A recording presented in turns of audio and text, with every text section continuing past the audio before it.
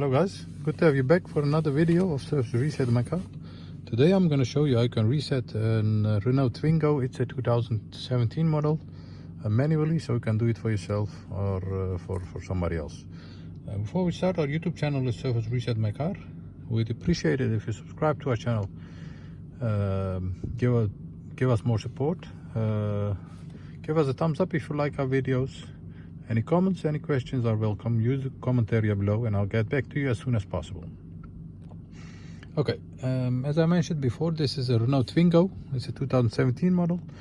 We did an oil change with an oil filter, and I'm going to show you how you can reset this indicator over here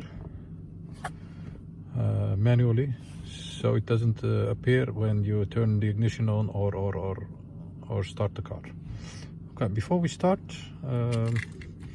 turn the ignition off, turn back on the ignition. Yes, you have two signs over here, this indicator over here and this indicator over here. Yes, to get rid of them you have to use this thumbstick over here. Get through this thumbstick and go to this sign, but it's a sign of a wrench. Yes, once you are there, you have to use these two buttons and press them simultaneously, both together, and keep pressing them. And as you can see, you'll see the sign blink, and you have to let go once that stops blinking.